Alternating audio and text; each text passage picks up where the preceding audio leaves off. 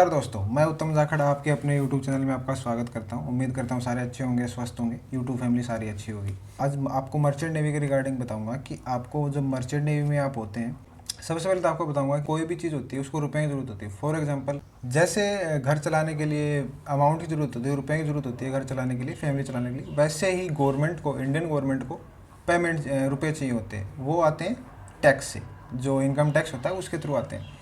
लेकिन जो merchant navy के जो कैडेट्स होते हैं, ऑफिसर्स होते हैं, जैसे थर्ड ऑफिसर हो गया, सेकंड ऑफिसर, चीफ इंजीनियर, या फिर जो भी क्रू मेंबर हैं, उनको टैक्स नहीं देना पड़ता।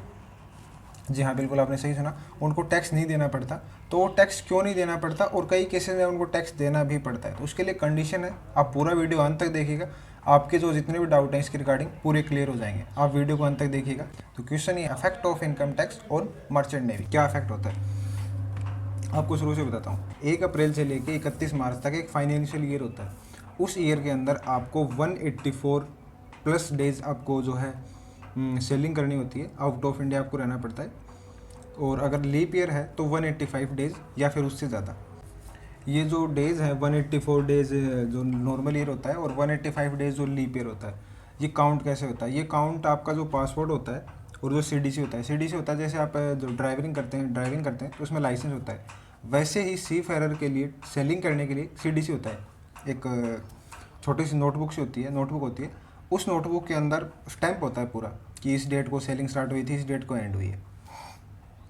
तो अगर आपके जो पासपोर्ट है और सीडीसी है उसके अंदर आपका अगर 184 डेज हो रखा है नॉर्मल ईयर में, तो आपको जो है टैक्स 1 रुपये भी नहीं देना होता है। आप उसमें NRI के अंदर आ जाते हैं, नॉन रजिस्टेंट इंडियन, मतलब आप एक तरह से इंडियन नहीं है, तो आपको इंडियन टैक्स नहीं देना पड़ता है। अब ये डेज कैलकुलेट कैसे होते हैं, सबसे बड़ी बात, कैलकुलेट कैसे होते हैं?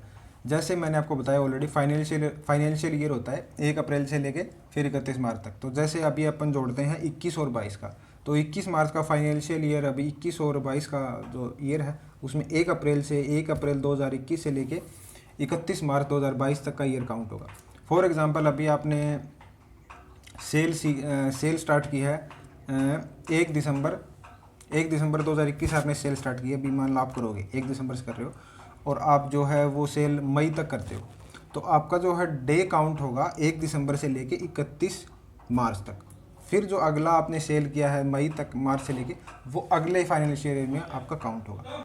अगली चीज़, आपकी जो डेट ऑफ ज्वाइनिंग होती है और डेट ऑफ एग्जिट होती है, वो दोनों ही काउंट होती है। फॉर एग्जांपल आपको 1 अप्रैल से 1 अप्रैल को ज्वाइनिंग है और 30 अप्रैल को आपने सेलिंग बंद की है, तो वो आपका दोनों काउंट होंगे, दोनों ही डेज सेलिंग के अंदर काउंट होंगे आपके। तो अगर आप प्रॉपर कंडीशन फुलफिल कर रहे हैं, 184 डेज प्लस नॉर्मल ईयर में कर रहे हैं और 185 डेज प्लस फाइनेंशियल ईयर में कर रहे हैं, तो आपको जो है टैक्स 1 रुपये भी नहीं करना पड़ेगा। अगर आपकी सैलरी 50 लाख आ रही है, अगर आप टोटल 50 लाख भी कमा रहे हैं, तो 50 लाख पे आपको नॉट इवन सिंगल रुपये आपको टैक्स देना पड़ता है। ये सबसे बड़ा बेनिफिट है। इसकी वजह क्या है? ये आपको जो इनकम टैक्स डिपार्टमेंट है, आर्टिकल 6 पार्ट A के अंदर आता है। ये इसमें मर्चेंट नेवी जो एयरलाइन वगैरह क्रू होते हैं वो आते हैं, तो उनको जो है एक्चुअल में 1 रुपया भी नहीं देना पड़ता। और इनका जो प्रूफ होता है वो CDC के अंदर होता है, कंटिन्यूस डिस्चार्ज सर्टिफिकेट होता है। इसके अंदर इसका प्रूफ होता है कम्प्लीटली। तो अगर आपको in any case, for example आपका 183 डेज सेल होता है, तो वहाँ पे आपको जो है टैक्स पे करना पड़ेगा। कंक्लूजन में आप बोल सकते हैं कि मर्चेंट नेवी वाले होते हैं उनको आप NRI बोल सकते हैं, नॉन रजिस्टेंट इंडियन। और अगर आप NRI नहीं है, अगर आप 180 फॉर एग्जांपल आपको 180 डेज अगर सेल कर रहे हैं, तो आप NRI के अंदर नहीं आएंगे और आपको जो है कंप्लीट इनकम टैक्स जो है आपको पे करना पड़ेगा अकॉर्डिंग टू गवर्नमेंट रूल्स।